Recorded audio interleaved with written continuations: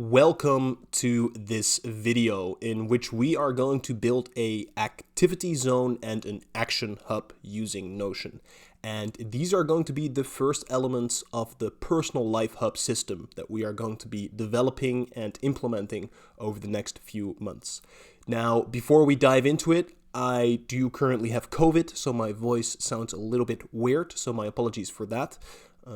And maybe it's also good to mention that before we start building this, it's good that you understand the basics of Notion. And if you don't yet know the basics of Notion, I'll share some videos and some resources in the link down below. So you don't have to be a Notion expert, but understanding the basics is very helpful. Also, I wrote an in-depth article on how to build your own action hub with a lot of supplementary information where I go a bit more in depth onto why certain elements are there. And I also share a whole bunch of resources on how to properly plan and structure your day. So today I really want to zoom in more on the basics, more on the essential parts of this hub.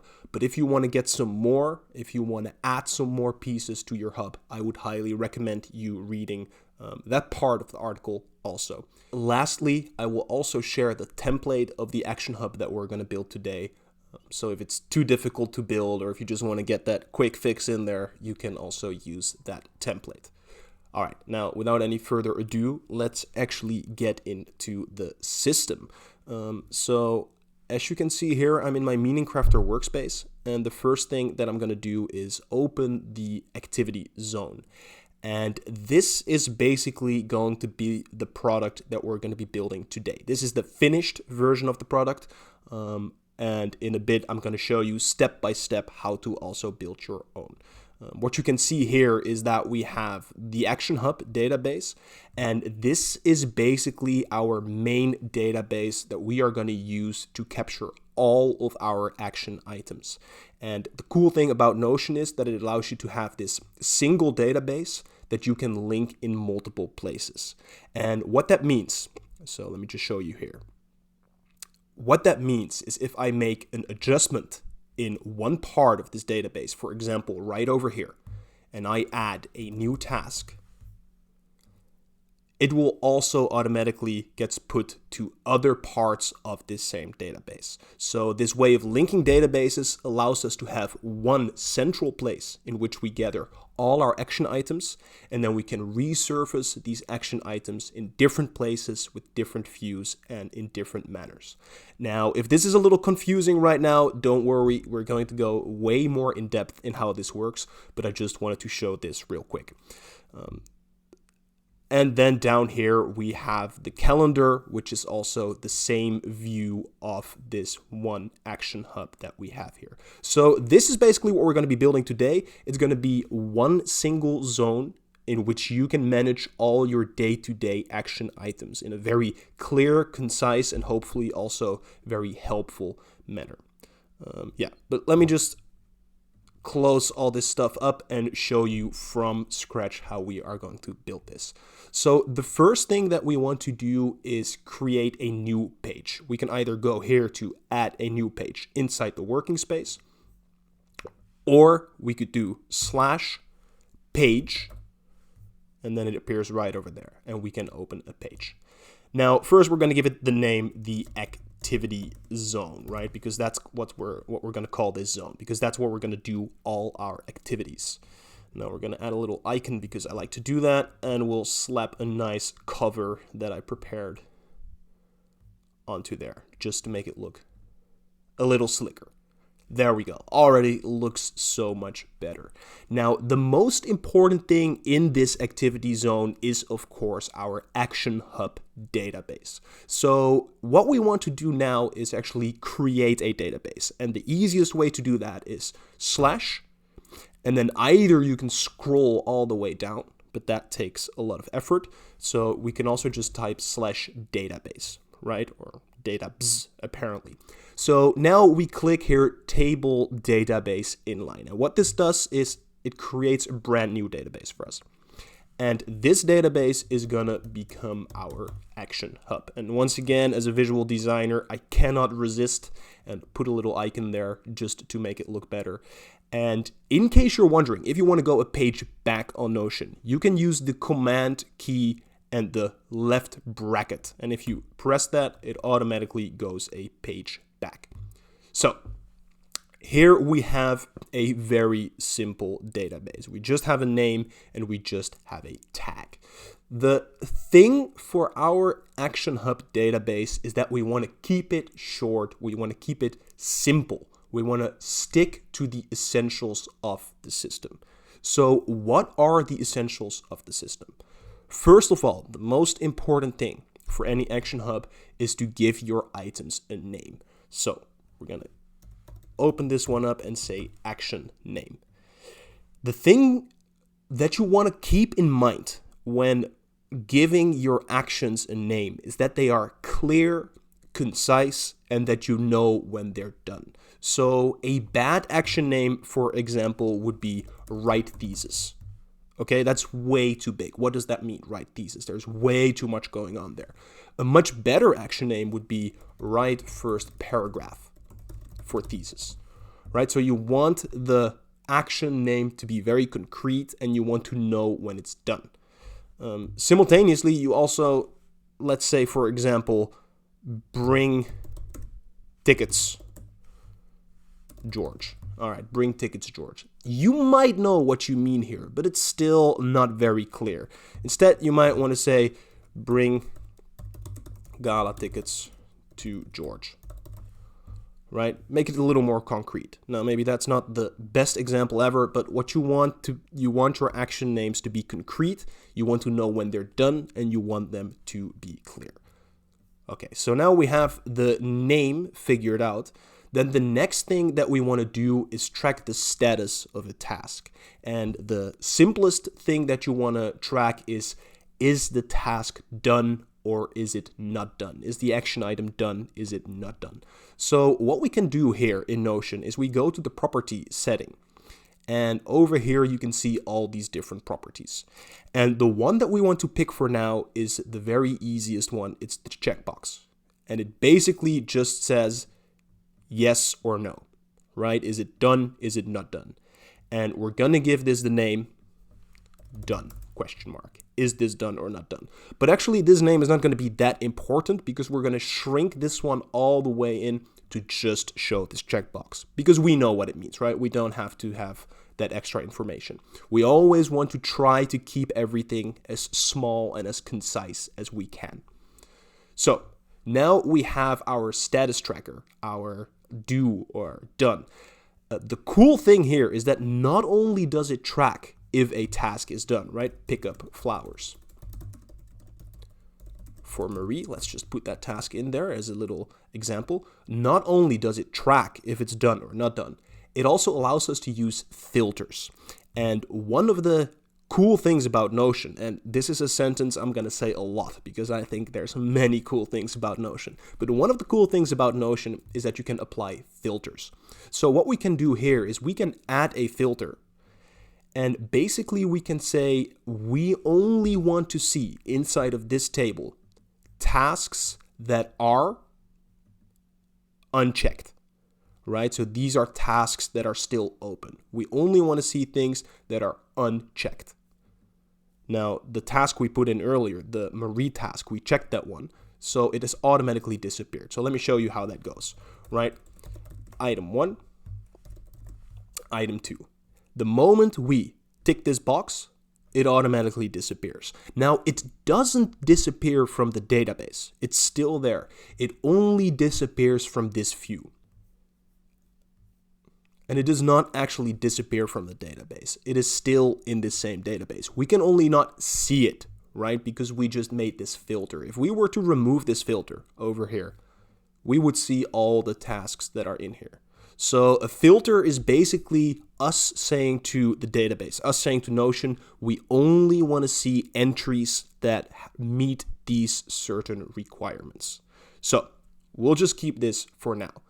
The next thing that we want to have in our Action Hub is prioritization, right? What priority does a task have? And there's many different methods and philosophies on how and if you should prioritize your tasks. And if you want to learn more about that, if you want to figure out what works best for you, I would once again recommend you to read the second part of the article, because there I explore multiple ways of doing this. For now, we're going to use a prioritization method that I personally also use, and yeah, I'm going to show you how that works right now. So the thing we want to do for priority is that, once again, we want to go into the property types. But this time we want to have a select. And what the select allows us to do is create labels for each entry. So let's say we want to have a big win of the day. And the big win of the day is going to be our priority, that if we meet the big win of the day is a success, right? This is the only thing that we really, really, really want to do on a given day. So we're going to call that the big win. And of course, we're going to add in a little emojis, because what is life without some good emojis, right? There we go. We have the big win priority. Now, we also want to have more priorities for during the day. So let's say we want to make a second priority, we want to make a third priority, we want to make a fourth priority. And as you can see, when I start typing here in this list, it doesn't matter what I type, it automatically creates a new label. So let's just create that label. Now, I don't want to have this label, so we're going to delete this one. But suppose I would type in a label that already exists. I put in the 2, it automatically selects the labels that are already there. So it makes it a lot easier for me to give things a priority once we've established which labels are there. So we've just established a few labels here. Now, there are a few more that I like to use. One of them is messages. Another one is quick. These are things that need to happen quick.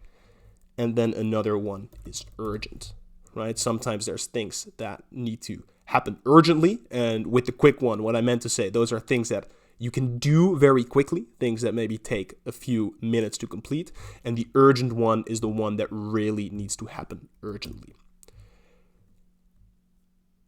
So now we have a list of tags that we can use to prioritize our action items. And as you can see, this list is all over the place right now. So what we want to do is we want to actually put it in the right order, right? We want to start with the urgent things, then maybe have the quick things at the beginning of the day, and then move down second, third, fourth priority. And if you want, you can also color code these so that they make more sense, and because it's more visually pleasing, right? And this is, you can customize this all you want. You can really just turn this into your little baby, so to say. And there you go. We have a nice color-coded list. Now, the thing is that we also want the tasks to actually show up in this same order in our Action Hub. So what Notion allows us to do is, once again, a very nifty feature to sort our lists. So we're going to go in here, sort.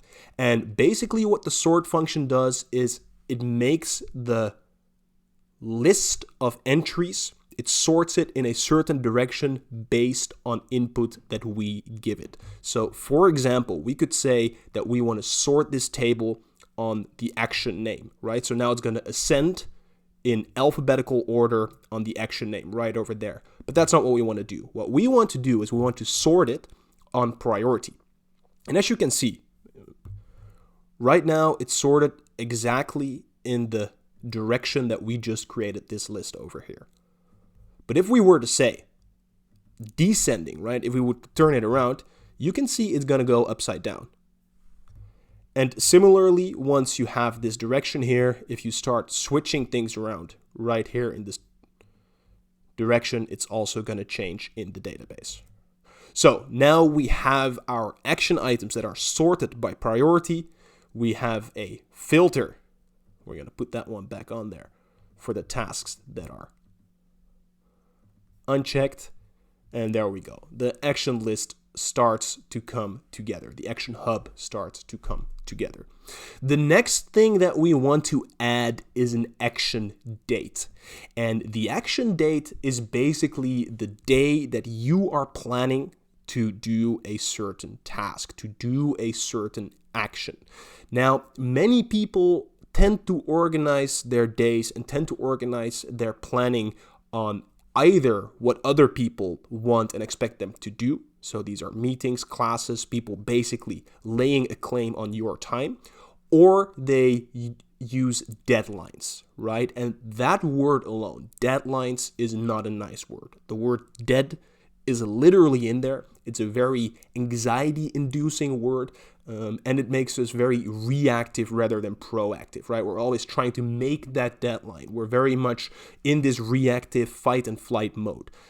So rather what we want to do is we want to create a date, which is one of the properties that we can select here, and we're going to name this one the action date, right? And this is the date that we want to take this action.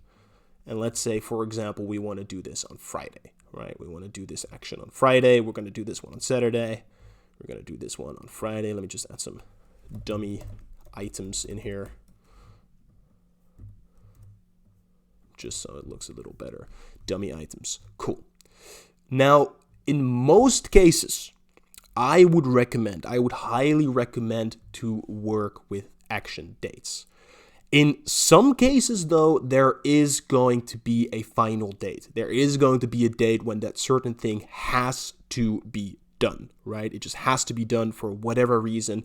And in that case, we do want to be able to track that final date. So that's the last thing we're going to add here. We're going to add a final date just in case for when there is this final date.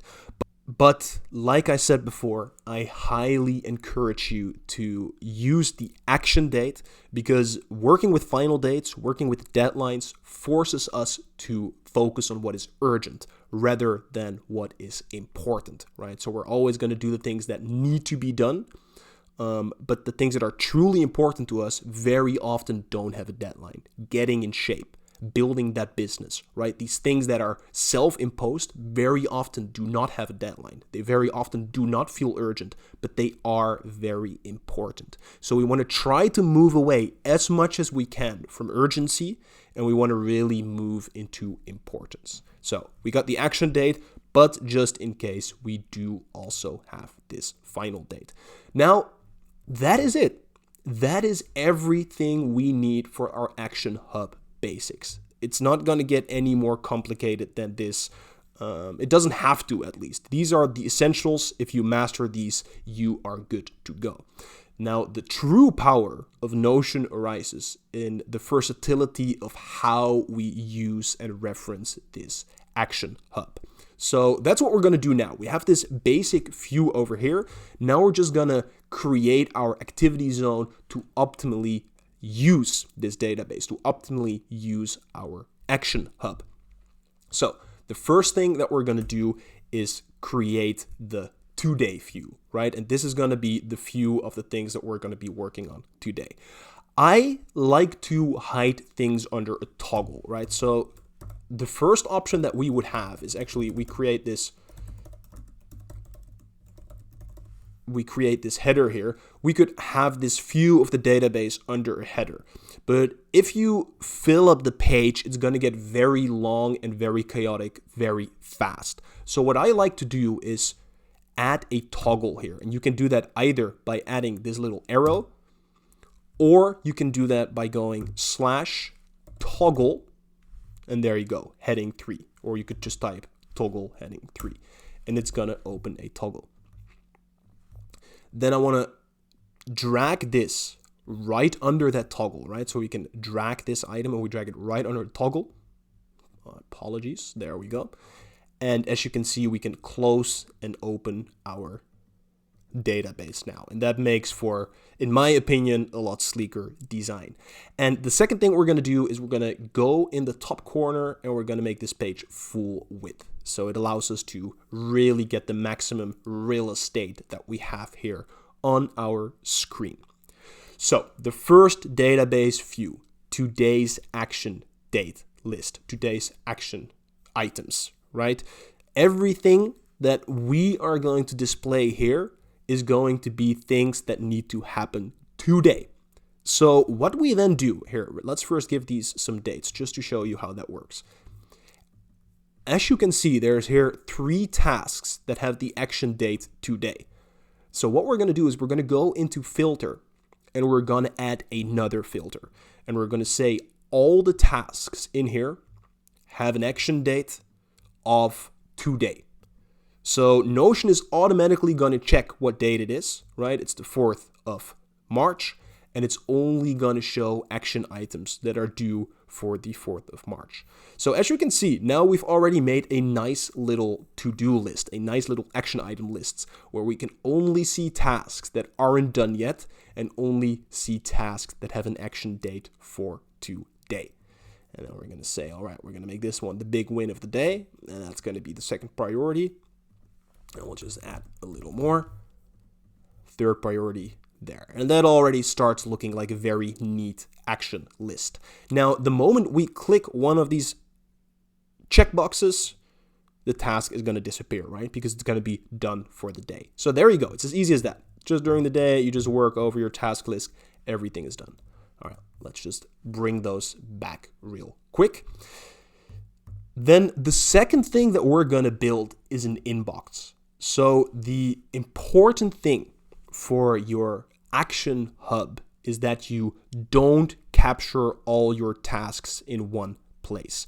And what I mean by that is you don't want to use your daily action list as a place for where you capture tasks. You want your daily action list to be a thing that you can actually complete in a day. And I know that many people, myself included, struggle a lot with having never-ending to-do lists, right? These lists just keep growing longer and longer and longer, and items just seem to come on and come on. And at some point, we just don't see the forest through the trees anymore. I know that's a Dutch saying, but basically there's so much clutter there that we can no longer see what needs to be done. And then the entire purpose of an action list is gone, right? So the daily list should just show the daily things. But, very important, we do want to capture everything that needs to be done. And that's something we're also going to explore a lot more as this system develops, as this system grows. But we need to have a central place, a central inbox where all the tasks come in that need to be done. So what we're going to do is we're going to make a mirror of this database. We're going to link this database. So we're not going to create a new database. We're not going to create a duplication of this database, but we're just going to grab this same database, and we do that by going to linked, create linked database. And then we're going to find the action hub. And now I hope I can find the right one.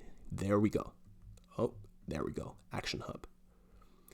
And as you can see right here, we have the same database as we have up here. And you can see this little arrow, and this little arrow means that these two databases are linked. And that means if I were to tag here, you can already see that, right? If I make changes in one place, it's also going to make changes in the other place. So it's the exact same entry that we're referencing here. It's just from a different view, from a different linked database. So what we're going to do with this part of the database is we're going to give it a different filter. What we're going to say is, I want to filter this database for all the tasks that do not yet have an action date, right? So we're going to say action date is empty. There's no action date in there yet. As you can see, there's only tasks here that don't have an action date yet. We're going to once again create a little toggle right over here, and we're going to call this the action hub action item inbox. We're going to hide this under here, and there we go. What this does for us is that any task that we add throughout the day, and as the system grows, we're going to have multiple places to capture these tasks. All the tasks that we are capturing throughout the day come into our inbox. And this gives us a lot of peace of mind because we know that anything that we capture will come in this inbox and we will have the time and opportunity to review it. So, for example, if I, let's see, right over here. Let's say we added a task here, but we didn't put the date in there. It automatically appears here. So then at the end of the day, what we can do is when we're going through this inbox, we can give everything a date, right? And it doesn't have to be the exact date that you always do it, but you want to give things a date. You can always change the date. That's the nice thing about action dates. It doesn't have to necessarily be the same date. We can just give these dates, and as we start giving these dates, our inbox becomes empty. There we go. So now we have a nice little inbox in which we can capture. And then the next thing that we want to build is actually a place where we can start arranging and planning all these due dates, all these action dates, all these moments that we want to execute on these tasks. So once more, we're going to create a linked version of this same database. So we're going to grab here a linked version of this activity hub. And now we're going to add a different view. And this is also one of the powerful features that Notion has, because not only does it allow you to filter and sort your databases, it also allows you to view your databases in different ways. So right here, we're going to add the calendar view. And this is basically going to display our entire database as a calendar. There you go. You can see all our action items on the calendar. And we are, once again, we could also say calendar by final date, but we're going to say calendar by action date. And then once again, we want to put in a filter that every task that is done, we don't want to see that here, right? So task is unchecked. We don't want to see any tasks that are done in here. Then what we also want to do is we want to display certain properties in this view because it's going to make it more accessible to us. Right now, we only see the name of a task, of an action item, and what we want to see is also their priority. So we go to the 3 dots, properties, and here we can toggle which properties we want to see. So just for a brief moment, I'll put all of them on. As you can see, that is way too cluttered. So the only thing that's really relevant for us to see here is the priority, right? Because we already know none of the tasks is done because they would automatically disappear. We already know the action date because it's on the calendar.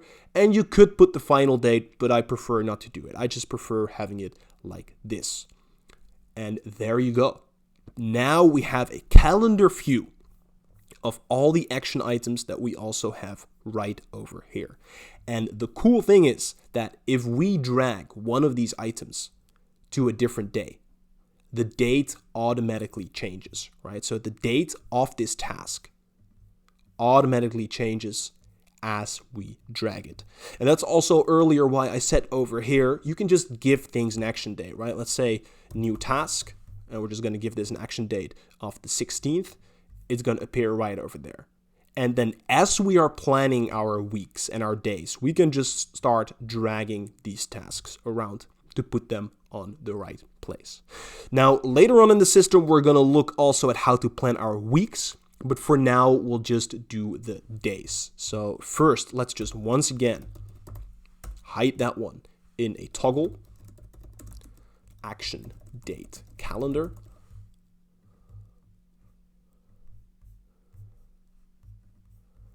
And then we could plan the day ahead by simply dragging items here, right? I want to get tomorrow. These are the things I want to get done. Let me just add this sort real quick because I want to have it sorted by priority. There you go. We can just create a daily action list for tomorrow. And actually, let's put it in for today. And then if we today were to start working, there you go. Our list is ready to go. So it makes it very easy to have an overview of all the things that we need to be doing in the coming weeks. Turn that into a list for tomorrow. And then when the day actually comes that we want to work on it, we only need to have this open, right? Very uncluttered, very focused. Just tack, tack, tack, tack, tack, get everything done. Boom. And that is the essentials of our action zone. It's a very simple setup that we have here. And you can give this some colors if you are into colors, right? Maybe I like giving this one orange. I like giving this one blue. Just make it look a little sleeker. You can modify this in all the ways that you like. You can put it to your tasting, but this is really the basics of this action zone. Now we'll add one last thing, and that is a button for quick capturing. And quick capturing is an idea that David Allen, the writer of the book Getting Things Done, really popularized. And basically what it means is that we want to have as least amount of friction, as little amount of friction as possible between thinking of having to do something and actually capturing that, right? The brain is for having ideas, not for keeping them. So when we know or when we hear that we need to do a certain thing, we want to keep that as frictionless as possible. So for now, we're just going to create this in the activity zone, but this idea of quick capture, we can distribute this all throughout our lives, right? We can have all these different places where we can capture very fast. So the idea is always to capture whatever it is that you want to do. What we're going to do is we're going to grab this action zone once again, right? The action hub, rather. We're going to grab this action hub. We're going to add a view. We're going to add a gallery view. Then, as you can see, this makes a beautiful little gallery. Currently without any images, but you could also add images here. We're going to go into properties. We're going to say card preview. Make that none. We don't want to see a card preview. We're going to put the card size to small. And then we're going to add in a filter, which basically says the action name contains a asterisk. And the reason I do an asterisk is because you never ever use that anywhere in a name. So it automatically empties out this database. And right now, if you were just to have a quick idea, you can just snap this button, write down the task, press it away, boom. There you go. As if nothing ever happened. At the end of the day, you go into your inbox, hey, the task is there. Cool. Give it a priority, give it an action date, bam.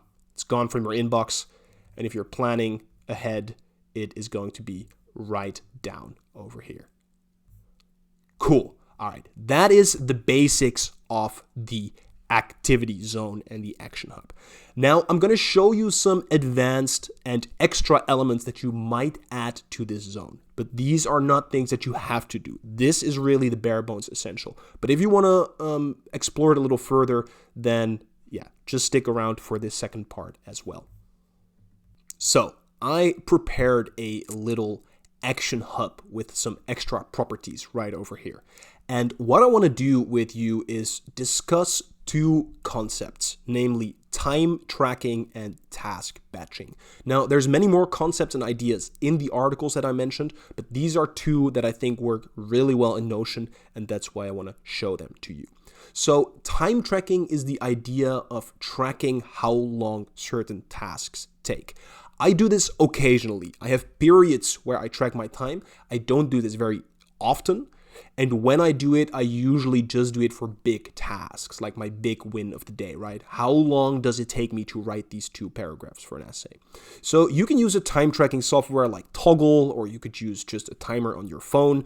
But basically what you want to do is when you start a task, you actually start tracking the time. Then after the task is done, right over here, we put time input, right? And we'll just put that one over here for now. The 2 paragraphs for the essay took me 1 hour to write. So I'm going to put this here in minutes. Just hide these ones for now, because that's not really relevant. And as you can see, I put 60 minutes into writing those paragraphs.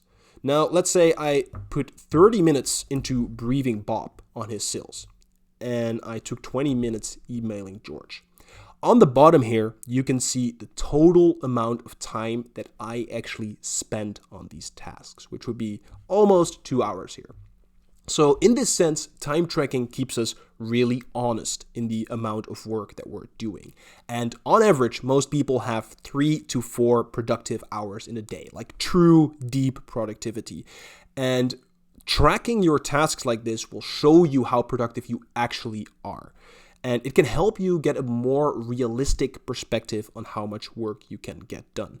So an extra thing that you can do, an extra little trick that I like doing, is that instead of only tracking your time, you also guess or estimate how much time you expect to work on a single task, right? So let's just empty these up. And let's say, for example, I am going to write these 2 paragraphs for my essay. I might expect that this is only going to take me 60 minutes, right? It's only going to take me 60 minutes to write those 2 paragraphs. Whilst in reality, once I start tracking, because there's all these things that I didn't take into account, and maybe the research wasn't as good as I hoped, and maybe there's all these other things happening, I actually spent 120 minutes working on these 2 paragraphs. As you can see, my expectation, my estimation, and my actual input had a very big difference. And what I did here is I built a very simple little formula, which basically says the expected time minus the actual input time. I want that as the calculation here. So as you can see, I expected to put in 60 minutes. I actually put in 120 minutes. So my estimation was off by a good hour. On the other hand, let's say I would have expected 1 hour of work, or let's say 2 hours of work on buying this carton of milk, but it actually only took me half an hour. I was 90 minutes in the positive. And in this sense, you can start learning both how much time you actually spend on tasks and also how accurate your own perception is of how long tasks will take. And in the beginning, this can be very humbling, but it's also very interesting because you get a way better sense of how much you can actually get done in a day. And what I learned for myself is that I can get a lot less done in a day than I tend to plan. And this sounds very discouraging because you might think, well, I want to get a lot of things done and apparently I can't. But actually it's very empowering because previously I was constantly building action item lists, to-do lists that I could never finish. I would always have tasks done. And to be fair, I still do that. I still plan too much. But now I have a much more realistic planning of what I can actually do. And then I can also start making more realistic lists. And more often I can start finishing my lists. And there's nothing as rewarding as finishing your lists. So yes, it might hurt your ego in the beginning that you are not able to finish all these tasks as you might have planned, but it really helps you to build better lists. So the last thing that I want to talk about then is task batching. And this is the idea of taking certain tasks that have similar elements, that have similar qualities, and batching them together. What we tend to do is kind of scatter all these different tasks throughout the day, right? We might have a call at 9, then we might want to write for a bit at 10, then we might have a meeting at 11, we might have a quiz at 12, and we're constantly switching between different scenarios. We're constantly switching between different zones of focus. What we want to do instead is actually give ourselves the time to really go deep into one aspect. So, for example, if you want to write stuff, you want to be able to just sit down for a few hours and write. Likewise, if you want to have meetings, if you're going to have meetings, it's much better to bundle them all together and really get into that meeting zone rather than having them scattered throughout the day. And that's what task batching allows us to do, right? We can identify which tasks we have to do here and we can give them a batch. So let's say, for example, the buy a carton of milk is an errand, right? Fix bike tire is also an errand. Maybe emails to George is messages. And brief Bob on sales is also messages, right? We can give it all these different batches. And then that one's actually just going to be deep work because we also want to get some deep work done.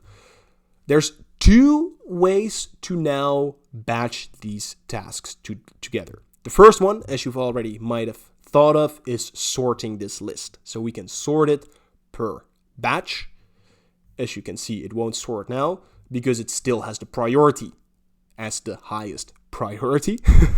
So we can switch these around. And as you can see, they're now batched together. But Notion has also released another feature recently, which is even better than this one. So we're going to remove this and we are going to add a grouping. We're going to say group this database by the batch. And what that's going to do is it's going to open up the same database again. We have the exact same database, but it's going to group it by batches. And as you can see here, now we have these different batches of work that are done. And instead of working with priorities, we could say, hey, I am now currently in errand mode. I want to do all these errands. What are all my errands?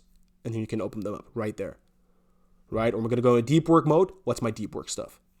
So it allows us to classify tasks with a certain property, and then we can actually work in the specified zones of tasks, right? So that's called task batching. It helps you to get more done in the same time. It helps you combat your time basically being scattered all over. And it's a very interesting tool, a very valuable tool that you might use. Cool. That was it for the activity zone and the action hub. Like I mentioned, I will share the template with you so you can implement it if building is too hard, but I would highly recommend actually building this system from scratch. If you have any questions, let me know in the comment section down below, and I will see you back here for the next video. Bye-bye.